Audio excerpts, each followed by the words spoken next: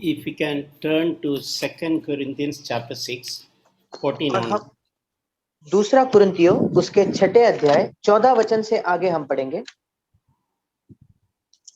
In verse 14 we read, do not be bound together with the unbelievers. और दूसरा Corinth उसका 6 अध्याय 14 वचन हम पढ़ते हैं, अविश्वासियों के साथ असमान जुए में न जुटो। In another version it is written, do not be unequally yoked with unbelievers. और जैसे हिंदी में भी लिखा है कि अविश्वासियों के साथ असमान जुए में न जुटो। So today we will try to little bit have a balanced understanding of this. और आज इस विषय के बारे में एक संतुलित समझ पाने की हम कोशिश करेंगे। Some explanation is written in the following verses. और इन्हीं के आगे वाले वचनों में थोड़ा दिया गया है। For example, it is written, what partnership have righteousness with lawlessness? जैसे 14 वचन में लिखा है, क्योंकि धार्मिकता और अधर्म का क्या मेल जोल। Or what fellowship has light with darkness? या ज्योति और अंधकार की क्या संगति। And in the same way, what has a believer in common with an unbeliever? और उसी प्रकार विश्वासी के साथ अविश्वासी का क्या नाता। And also, what agreement has the temple of God with idols? और मूर्तियों के साथ परमेश्वर के मंदिर का क्या संबंध। And it says that we are the temple of the living God. और आगे लिखा है, क्योंकि हम तो जीवते परमेश्वर के मंदिर है। So our calling as children of God, it is a great calling. We have great responsibility also attached with it.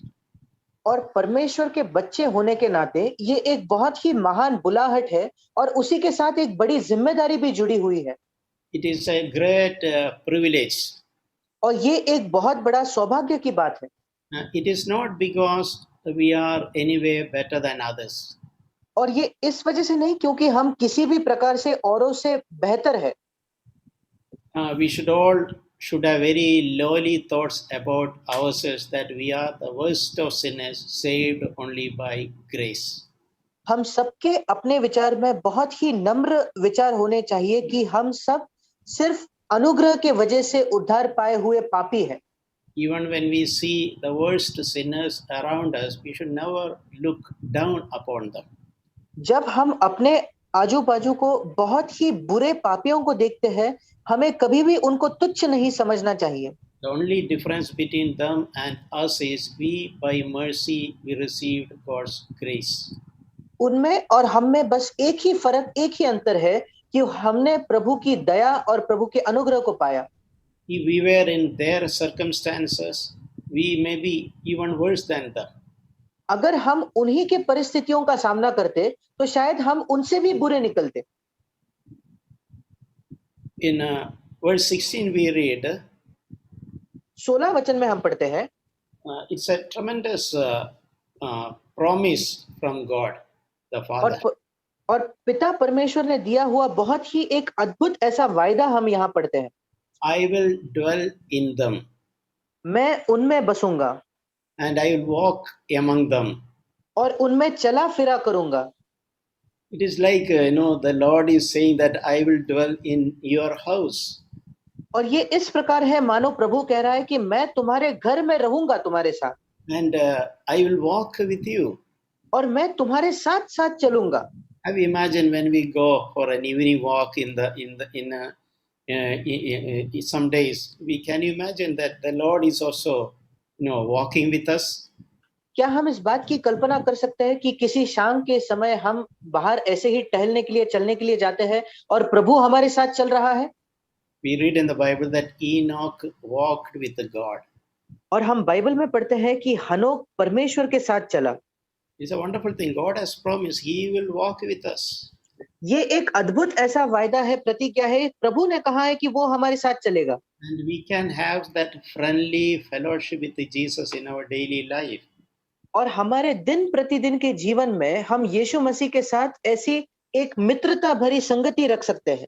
The reality of God's presence in our life we can enjoy. परमेश्वर की हमारे जीवन में उपस्थिति की जो सच्चाई या वास्तविकता है, उसका हम आनंद ले सकते हैं। And it says that I will be their God and they shall be my people. और वहां लिखा है कि और मैं उनका परमेश्वर हूंगा और वो मेरे लोग होंगे। It's a tremendous thing. God is saying that they are my people. और ये बहुत ही बड़ी बात है कि परमेश्वर कह रहा है कि वे मेरे लोग हैं। In Hebrews 11 we read something like this. इब्रानियों की पत्री उसके 11 अध्याय में हम ऐसा पढ़ते हैं, God is not ashamed to tell that I am their God. और परमेश्वर को इस बात से शर्म नहीं इसीलिए परमेश्वर उनका परमेश्वर कहलाने में उनसे नहीं लजाता। Meaning God is proud to be our God, our heavenly Father. इसका मतलब परमेश्वर एक घमंड महसूस करता है हमारा परमेश्वर हमारा स्वर्गीय पिता होने में। And we normally use the word holy. और हम आमतौर पर पवित्र इस शब्द का इस्तेमाल करते हैं। So God has made us holy. We are intended to be holy people for God. और परमेश्वर चाहता है कि हम पवित्र बने, हम परमेश्वर के पवित्र जन बने। The one meaning of holy means set apart for God. और पवित्र होने का एक अर्थ ये है कि परमेश्वर के लिए अलग ठहराए जाना। Yeah, we are exclusively we are belonging to God. कि हम पूरी तरीके से सिर्फ और सिर्फ परमेश्वर के लिए ही है। It is good to know that, and good to embrace that truth in our life. और ये एक बहुत ही अच्छी बात है, इस सत्य को हम जानकर इस सत्य को अपना ले। So for that reason, in verse 17 it says, therefore come out from their midst and be separate. और इसी वजह से दूसरा कुरिन्थ 6:17 में लिखा है, इसलिए प्रभु कहता है उनके बीच में से निकलो और अलग रहो। As God has made us holy or set apart us exclusively for Him. क्योंकि परमेश्वर ने हमें पवित्र ठहराया है और हमें पूर्ण रीति से अपने आप के लिए अलग करके रखा है। So we are commanded to come out from their midst and be separate. और इसलिए परमेश्वर ने हमें ये आज्ञा दी है कि हमको उनके बीच में से बाहर निकलकर अलग रहना है। So there is a need for separation in our life. और हमारे जीवन में दूसरों से अलग होने की एक जरूरत है। This separation is not just a physical separation. और ये जो अलग होने की प्रक्रिया है, ये सिर्फ शारीरिक रूप से लोगों से अलग रहना ऐसा नहीं। It is very easy to physically separate from others. और शारीरिक रूप से लोगों से विभाजित होकर अलग होना बहुत आसान है। If you don't like somebody, move away from there. That is an easy thing. और अगर हमको कोई पसंद नहीं तो वहां से हम अलग हो जाते हैं, दूर चले जाते हैं, ये बड़ा आसान है। Even some family members, when they don't like some other family member, they choose to go out and live separately. और परिवार के अंदर भी जब कि कुछ परिवार के लोगों को दूसरे परिवार के लोगों के साथ समस्या होती है, वो बाहर निकलकर अलग रहना पसंद करते हैं। And if you don't like somebody at our workplace, we have the option to look for another job. और अगर जहां हम काम करते हैं वहां हम किसी को पसंद नहीं करते, तो तब हमारे पास ये विकल्प होता है कि हम दूसरी नौकरी ढूंढ ले। So that kind of separation is an easy thing. It is not what it says. और इस प्रकार का अलग होना या इस प्रकार का अलगाव बहुत ही आसान बात है, पर परमेश्वर का वचन इस विषय में नहीं कह रहा। Separation is something from inside. और ये जो अलग होने की प्रक्रिया है, ये अंदरूनी या हमारे अंदर से आती है। And it says that do not touch what is unclean and I will welcome you. और वहां लिखा है कि अशुद्ध वस्तु को मत छुओ तो मैं तुम्हें ग्रहण करूंगा। So inside we should have a hatred toward unclean things, uncleanness or sinful things. और इसलिए हमारे अंदर हमें अशुद्ध बातें या पापी बातों के प्रति एक घृणा होनी चाहिए। And God says that I will be father to you. और परमेश्वर कहता है मैं तुम्हारा पिता होऊंगा। And you shall be my sons and daughters. और तुम मेरे बेटे और बेटियां होंगे। Is it not a wonderful thing? The Lord God, the creator of the universe, is telling that I am your father. क्या ये एक अद्भुत बात नहीं कि पिता परमेश्वर, सर्वशक्तिमान परमेश्वर, इस सृष्टि का करने वाला कहता है कि मैं तुम्हारा पिता हूं। And And God is owning us as personally as calling us sons and daughters. और परमेश्वर व्यक्तिगत रूप से हमें अपना कर कह रहा है कि वो हमें बेटा और बेटियां कहकर बुलाता है। This is something which should give us tremendous confidence in our life. और ये एक ऐसी बात है जिसकी वजह से हमें अपने जीवन में बहुत ज्यादा हियाव और हिम्मत मिलनी चाहिए। Whoever we are and whatever lowly are our circumstances, हम कोई भी क्यों ना हो और हमारी परिस्थिति कितनी भी कम या निचली क्यों ना हो, we should remember that we are sons and daughters of the living God.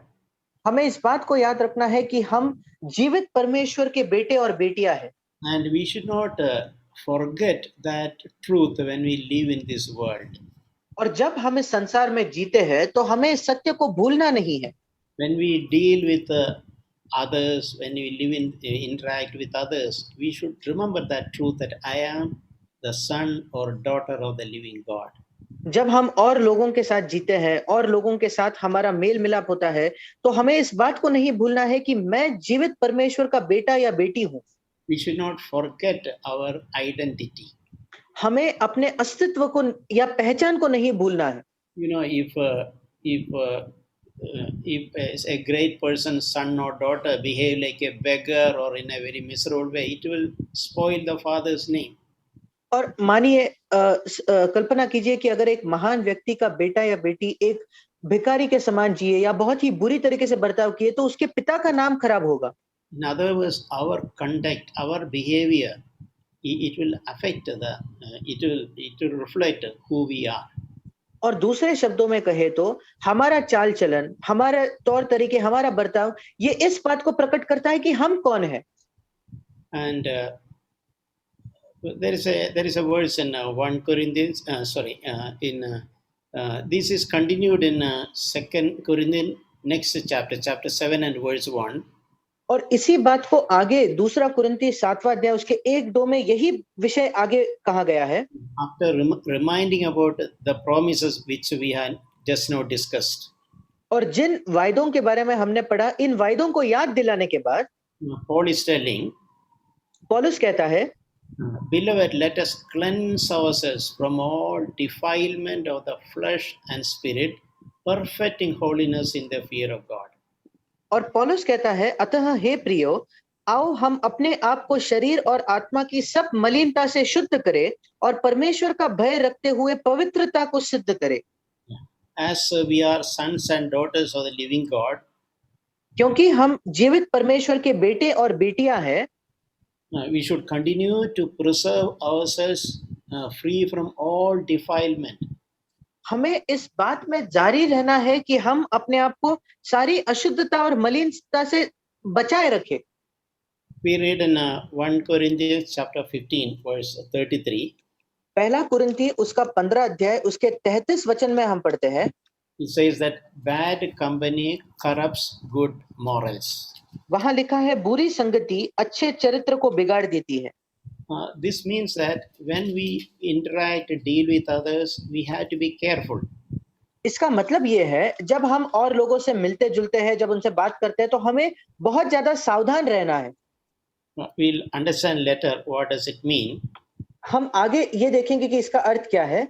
But we should not allow our others to influence us in a negative way.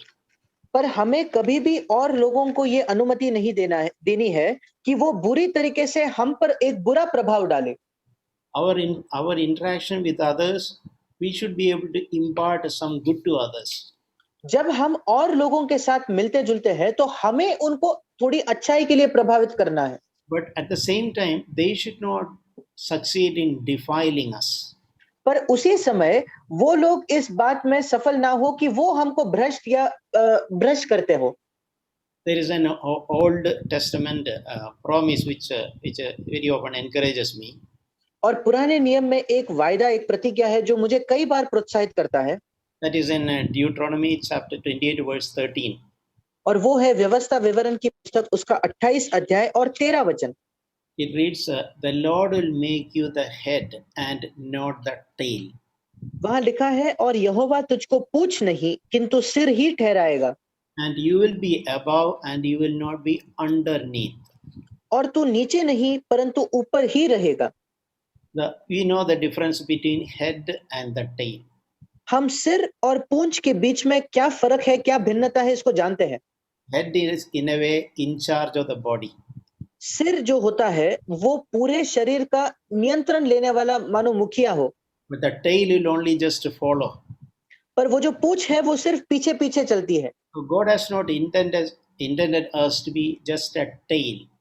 और परमेश्वर कभी भी ये नहीं चाहता है कि हम सिर्फ एक पूंछ बन जाए। Others are influencing us and making us follow whatever they want us to do. बाकी लोग हमको प्रभावित करते हैं और वो जैसा कहते हैं हम उसी को बात मानकर वैसा ही करते हैं। I heard this expression, this word no, no is a very powerful word. और मैंने ये सुना है कि ऐसा कहा जाता है कि नहीं, ये बहुत ही एक शक्तिशाली शब्द है। When required, we should have the courage to say no. जब हमें इस बात की जरूरत हो तो हमारे अंदर ये हिम्मत या ये ढाढ़स होना चाहिए कि हम लोगों को नहीं कहे।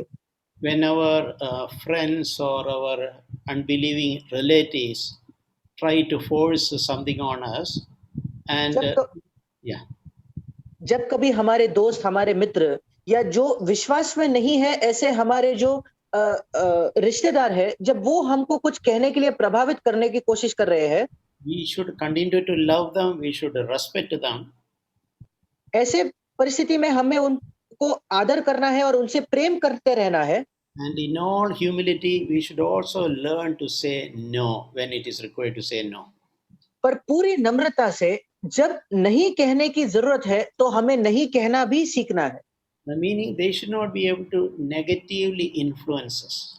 इसका अर्थ ये है कि एक नकारात्मक तरीके से उन लोगों को हमको प्रभावित नहीं करने देना चाहिए। Like a tail available to follow anybody. जैसे मानो हम एक पूंछ है, हम किसी के भी पीछे चल देंगे। On the other hand, God's promise is that He will make us like a head. We can influence others in a good way. सच देखे तो परमेश्वर का वायदा ये है कि परमेश्वर हमें सिर बनाना चाहता है ताकि हम औरों को अच्छे कामों में प्रभावित कर सके। In our offices, God wants us to be the head. हम जहां काम करते हैं परमेश्वर चाहता है कि हम सिर बने। This doesn't mean that we are proud and we are controlling everybody.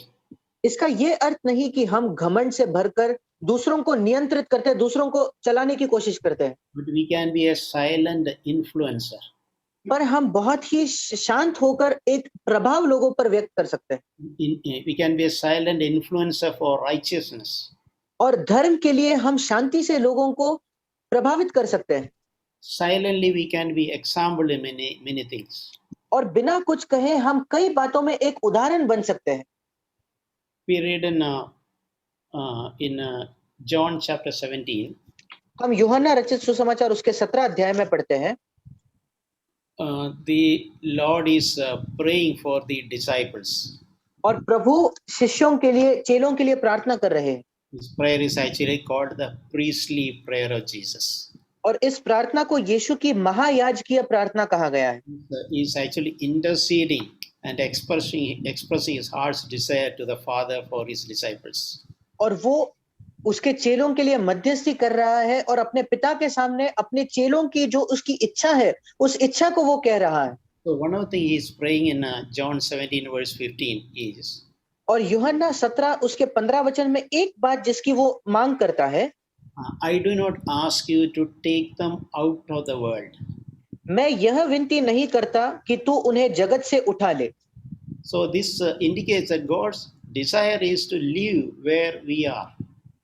इसका अर्थ ये है कि परमेश्वर चाहता है कि हम जहां है हम वही रहे। In our country, in our community, in our villages, wherever God in His sovereignty has placed, God wants to live here. हमारे राष्ट्र में, हमारे शहर में, हम जिस किसी गांव में है, परमेश्वर की सर्वसत्ता में उसने हमें जहां कहीं रखा है, परमेश्वर चाहता है कि हम वही रहे। So Jesus is not praying, Lord, take them and bring them, gather everywhere in one single place. No. और यीशु मसीह ऐसी प्रार्थना नहीं कर रहा कि प्रभु वो जहां कहीं है वहां से उनको उठाकर एक ही जगह तू इकट्ठा कर दे। So that is a very encouraging. The God, wherever God has placed us in the particular house, in the particular street, the particular town or village. It is God who has appointed us to live here. और ये बहुत ही एक प्रोत्साहन करने वाली बात है कि जिस किसी घर में जहाँ है, हम जिस किसी रास्ते पर रहते हैं, जिस किसी शहर या गांव में हम रहते हैं, वहां परमेश्वर ने हमें नियुक्त किया है कि हम वहां रहे। So it means God doesn't want us to seek escape from our circumstances. इसका मतलब परमेश्वर ये नहीं चाहता कि हम जिस किसी परिस्थिति में है, उस परिस्थिति से बच निकलना चाहते हो। God wants us to be an overcomer wherever we are.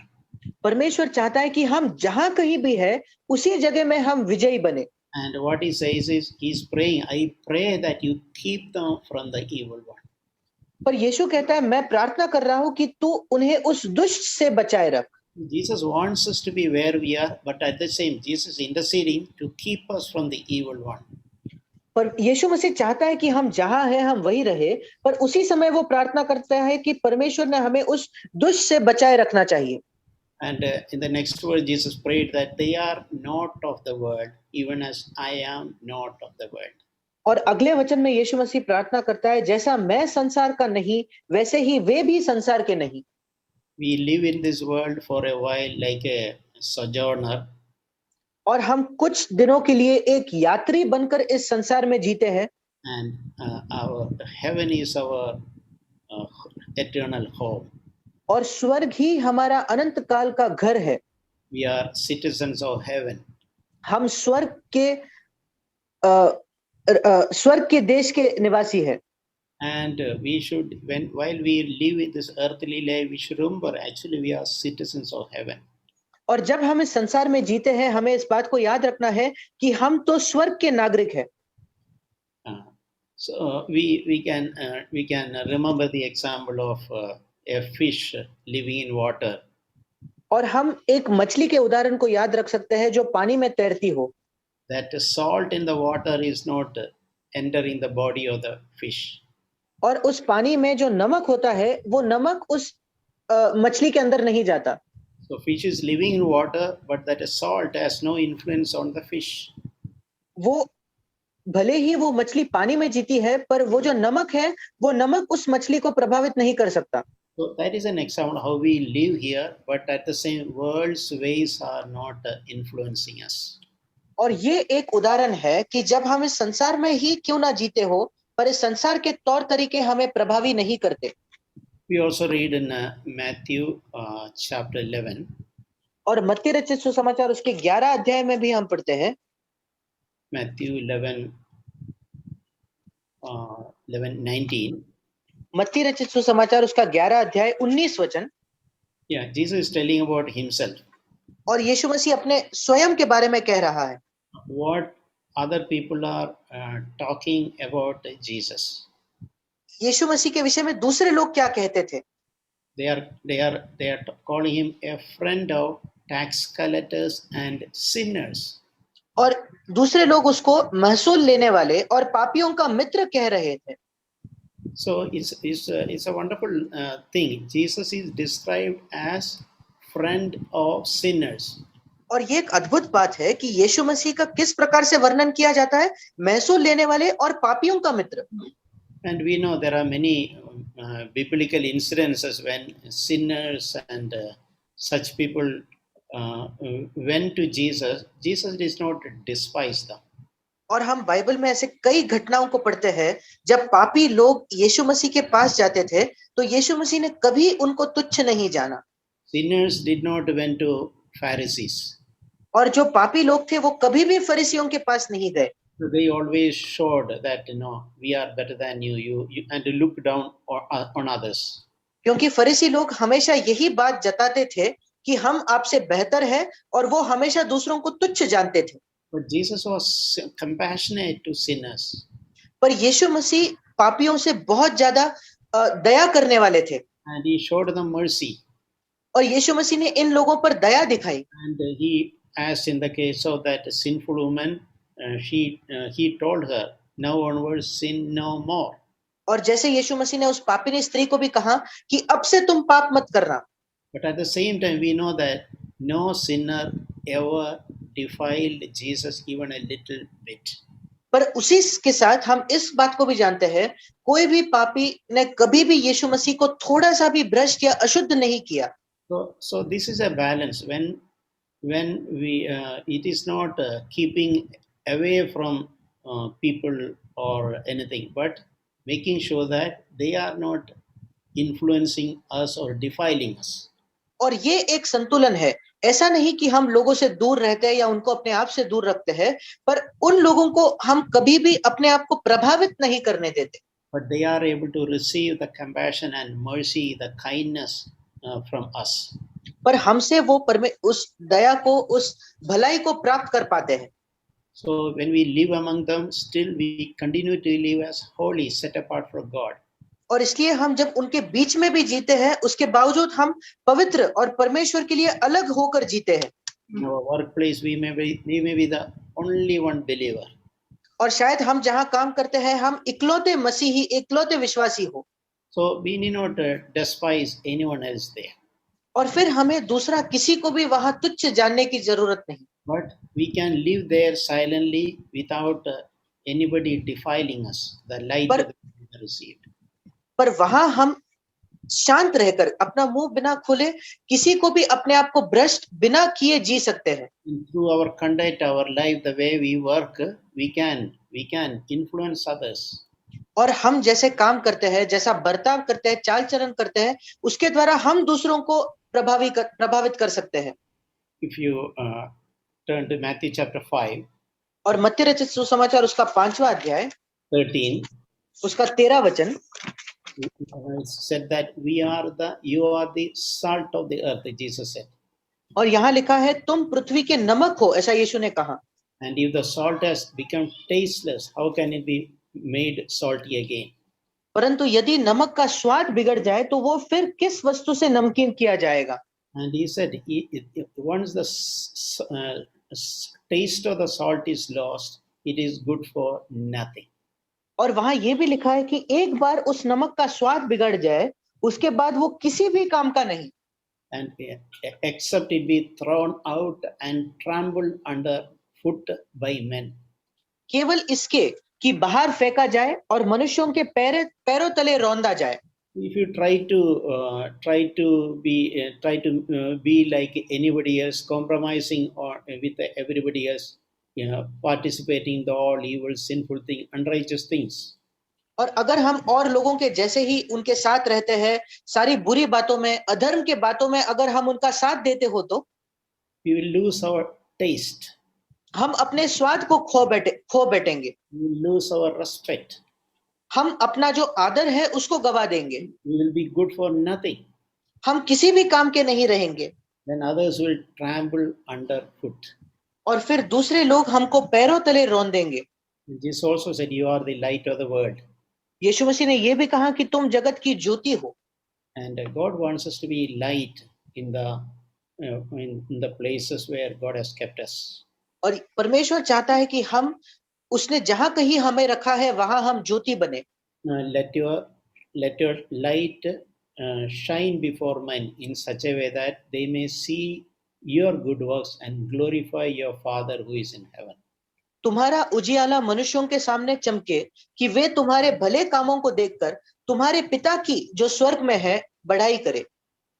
So our character, our life has a very strong influence on others. और हमारा चरित्र, हमारा जीवन, ये दूसरे लोगों पर एक बहुत ही सामर्थ्य वाला प्रभाव डालता है। This is further illustrated in Philippians chapter 2. और इसी बात को आगे फिलिपियों की पत्री उसके दूसरे अध्याय में इसका और हम वर्णन पाते हैं। Verse 14 we read, उसका 14 वचन, do all things with grumbling and disputing. सब काम बिना कुड़कुड़ाए और बिना विवाद के किया करो। You may have observed in this world we have seen that most people do everything with a lot of complaining and grumbling. और शायद हमने इस बात को कई बार देखा है कि इस संसार पे आमतौर पर सब लोग सब बातों में बहुत कुड़कुड़ाते हैं और विवाद करते हैं। People all tend to have lot of complaint and murmuring about the boss and company management and everything else. और लोग कई बार बहुत बातों के विषय में उनके मन में कुड़कुड़ाहट होती है, शिकायत होती है, उनके बॉस के वजह से, दूसरे कई चीजों की वजह से। Hardly anything is ever done without grumbling or disputing. बिना कुड़कुड़ाए, बिना शिकायत या विवाद किए शायद ही कुछ इस संसार में किया जाता है। Everything is contested. हर बात में विवाद किया जाता है। So we can be different in this area. हम इस क्षेत्र में अलग हो सकते हैं। It is good in offices, and always we know people always backbite about bosses, other colleagues. और हम जानते हैं कि जहां हम काम करते हैं ऑफिस में, हर बार लोग जो होते हैं बॉस के वजह से, बॉस के बारे में या औरों के पीछे, पीठ के पीछे निंदा करते हैं। And we can either participate in all those, listening to those, contributing those, और या तो हमारे पास ये विकल्प है कि हम भी उनके साथ सहभागी हो जाए, हम भी उन बातों को सुने, हम भी उन बातों को कहें। but if you do that, we will lose the taste of the salt. पर अगर हमने ऐसा किया तो फिर उस नमक का स्वाद हम खो बैठेंगे। The time will come, only our life is as good only for others to trample. और एक ऐसा समय आएगा जब हमारा जीवन बस इसी काम का बच जाएगा कि दूसरे लोग उसको पैरों तले रौंद दे। But we can be very, we can in our conduct we can display the respect for authorities and not speaking behind others. पर हमारे चाल चलन में, हमारे बर्ताव में हम इस बात को प्रकट कर सकते हैं कि कैसे हम अधिकारियों का आदर करते हैं और लोगों की पीठ के पीछे हम उनके विषय में नहीं कहते। And also joyfully doing all the work with a good spirit. और जो काम हमें दिया गया है हम उसको आनंद से, एक अच्छी आत्मा के साथ पूरा करें। And he says that so that you will prove yourself to be blameless and innocent. और फिलिपियो 2:15 में लिखा है, ताकि तुम निर्दोष और भोले होकर अपने आप को सिद्ध कर पाओ। Children of God above reproach. और निष्कलंक परमेश्वर के संतान बने रहो। In many places, occasionally we see they claim to be believers, but we remember their conduct. Others speak very bad things worse than unbelievers. और कई बार हम देखते हैं ऐसे लोग होते हैं जो अपने आप को विश्वासी कहते हैं, पर उनके बारे में दूसरे लोग गवाही देते हैं कि इनका चाल चलन तो अविश्वासियों से भी बदतर या बुरा है। Name of the Lord is reproached. और परमेश्वर के नाम की निंदा होती है। God wants us to be children of God above reproach. There is nothing to reproach us. परमेश्वर चाहता है कि हम परमेश्वर के निष्कलंक बच्चे हो, ताकि हमको किसी भी बात के बारे में हमारी निंदा न की जाए। And it's especially is written in the midst of a crooked and perverse generation. और विशेषकर लिखा है टेढ़े और हठीले लोगों के बीच में। Do you think this generation is a crooked and perverse? क्या हम सोचते हैं कि ये जो पीढ़ी है ये टेढ़ी और हठीली पीढ़ी है? We can know, and sometime we have a conversation with how they think crookedly. और हम कई बार ऐसे बात करते हैं कि लोग कितने टेढ़ी सोच रखते हैं।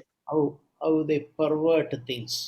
और कैसे वो लोगों को कैसे वो चीजों को बहुत ही तोड़कर एक गलत बात में प्रस्तुत करते हैं।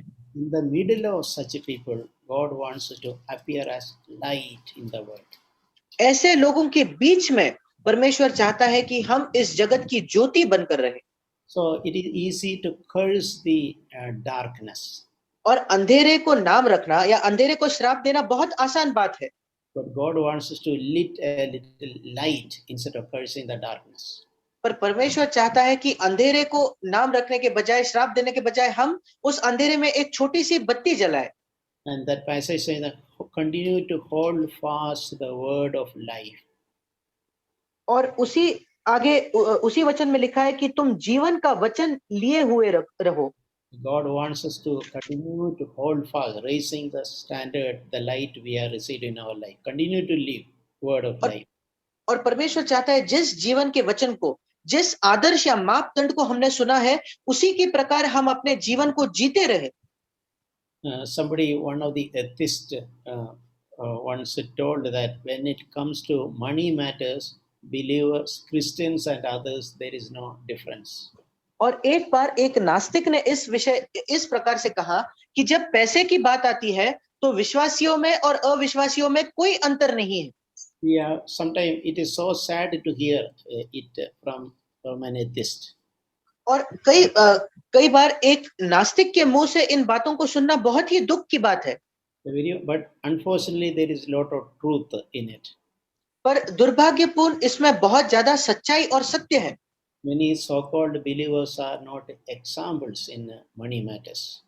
कई विश्वासी लोग जो है वो पैसे के बारे में एक अच्छे उदाहरण नहीं है। They, as that atheist said, they between them and the so-called colleague who is not a believer, absolutely no difference. और जैसे एक नास्तिक ने कहा, उनके बीच में और उनका एक सहकर्मी जो अविश्वासी है, उनमें कोई अंतर, कोई फर्क नहीं है। When it comes to earning some additional money, many believers they don't hesitate to sign a wrong statement. जब थोड़ा ज्यादा पैसा कमाने की बात आती है, तो कई विश्वासी इसमें बिल्कुल भी संकोच नहीं करते कि वो एक झूठे स्टेटमेंट पर साइन करके वो पैसा कमाए। Sometimes to save some tax, they do all kind of crooked things. और कई बार जो सरकार को देने की थोड़ी सी टैक्स की रकम होती है, उसको उससे बचने के लिए वो सारी टेढ़ी बातों को करते हैं। And do things like when we borrow money, we don't properly return it back. और जब दूसरे लोगों से वो पैसा उधार लेते हैं, तो उसको अच्छी तरीके से वो वापस नहीं करते। So people are observing this kind of behavior of believers. और बाकी लोग विश्वासियों का जो इस प्रकार का चाल चलन है, उसको अच्छे से देख रहे हैं। So what are the impression or image we are conveying to others? और हम दूसरे लोगों को किस प्रकार की उन पर एक छाप छोड़ रहे हैं। Are we supporting what that atheist said when it comes to money? Believers and not Christians and not others, no difference. क्या हम उस नास्तिक की बात को सही साबित करते हैं कि जब उसने कहा कि पैसे के मामलों में विश्वासियों और अविश्वासियों में कोई फर्क नहीं। So may God really help us in wherever we are to uh, to maintain our identity as children of God. और परमेश्वर हमारी सहायता करे कि हम जहां कहीं भी हो, परमेश्वर की संतान होने की जो हमारी पहचान है, हम उसको बनाए रखें। And do not be unequally yoked with the unbelievers. और अविश्वासियों के साथ हम असमान जुए में न जुटे। Unbelievers influencing us. अविश्वासियों को अपने आप को प्रभावित न करने दे। This is a very reason we encourage when we consider marriage, always consider a believer, consider marrying only a believer. और इस वजह से जब कोई शादी के विषय में सोचता है, तो कई बार हम उनको सलाह देते हैं कि शादी के विषय में एक विश्वासी ने एक विश्वासी से ही शादी करनी चाहिए। That is a basic requirement of obeying the word of God. और परमेश्वर के वचन की आज्ञा मानने की ये एक मूलभूत आवश्यकता है। If somebody is suggesting us a proposal for an unbeliever, अगर कोई हमारे सामने एक अविश्वासी का प्रस्ताव लाता हो, we need not even pray about it. तो इस विषय में हमें प्रार्थना भी करने की जरूरत नहीं। We can say that person is not a believer, so there is no question of me unequally being yoked with that unbeliever. हम कह सकते हैं कि क्योंकि वो एक अविश्वासी है, तो सवाल ही नहीं उठता कि मैं एक विश्वासी होने के नाते अविश्वासी के साथ असमान जुए में जुटूं। It is not thinking being something superior. और ये इस वजह से नहीं क्योंकि हम दूसरों से अपने आप को बेहतर समझते हैं। It is just recognize that God in His mercy saved us. ये बस इस बात को जानना है, समझना है कि परमेश्वर ने उसकी बड़ी दया की वजह से हमको हमारा उद्धार किया है। And I am holy, I am set apart only for God. और मैं पवित्र हूँ, मैं सिर्फ परमेश्वर के लिए अलग ठहराया गया हूँ। So may God really help us to continue to be a powerful influence in this evil world that we live in. और इसलिए परमेश्वर हमारी सहायता करे कि इस बुरी और दुष्ट जग में जब हम जीते हैं, हम एक अच्छा प्रभाव बने। And let us live a life representing our Heavenly Father. और आइए हम एक ऐसा जीवन जिए जब हम अपने स्वर्गीय पिता के प्रतिनिधि बने, As sons and daughters of the living God. जीवित परमेश्वर के बेटे और बेटियां होकर। And with great confidence lifting our head, we can live a life in this world. और बहुत हियाव से, बहुत हिम्मत से इस संसार में हम अपना सिर उठाकर जी सकते हैं। Amen. आमीन।